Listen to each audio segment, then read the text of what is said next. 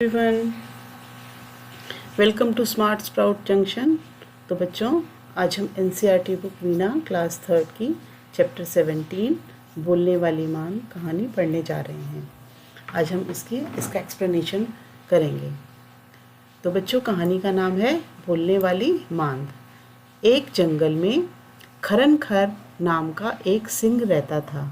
एक दिन उसे बहुत भूख लगी। वह आहार की खोज में पूरे जंगल में घूमता रहा। आहार का मतलब होता है भोजन, यानी कि उसे इतनी भूख लगी थी, पूरे जंगल में वो अपने खाने की चीज़ों को ढूंढता रहा। पर एक चूहा तक हाथ नहीं लगा। पर एक चूहा तक मतलब कि इतनी भूख लग रही थी, लेकिन इस भूख में भी उसको एक छोटा सा एक चूहे जैसी चीज़ भी कुछ खाने को नहीं मिली। इस खोज में ही शाम हो गई।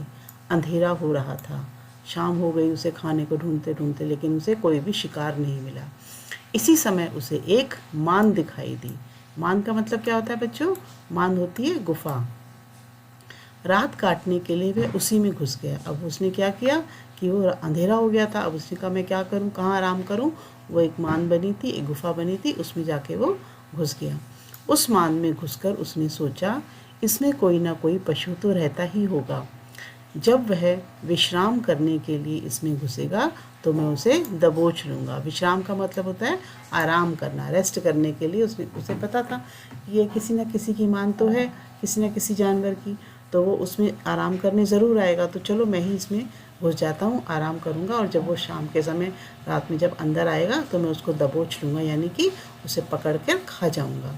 यह सोचकर वह उस मान से एक और छिपकर बैठ गया। अब उस मांद में दधीपुछ नाम का एक सियार रहा करता था। उसमें कौन रहता था? एक सियार रहता था जिसका नाम था दधीपुछ। वह मांद की ओर आ रहा था। मांद के द्वार पर उसने देखा तो उसे सिंह के पैरों के चिन्ह दिखाई दिए। सिंह बेटा शेर को बोलते हैं ना, सिंह शेर को कहते हैं। चिन्ह का मतलब होता है निशान।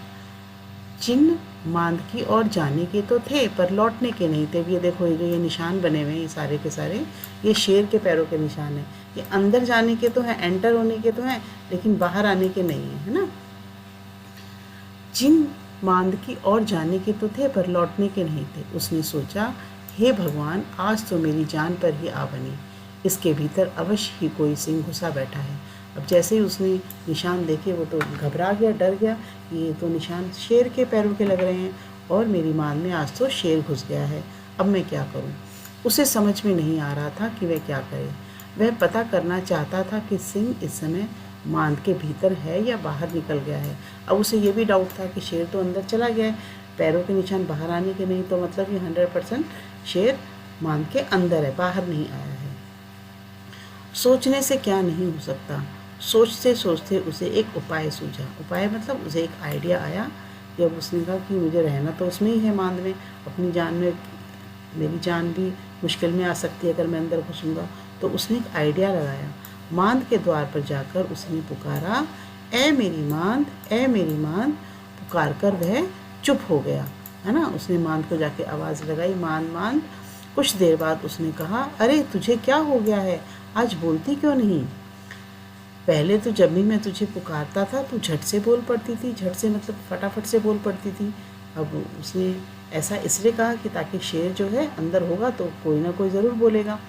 तो उसने बोला, मान मान तू बोलती क्यों नहीं है?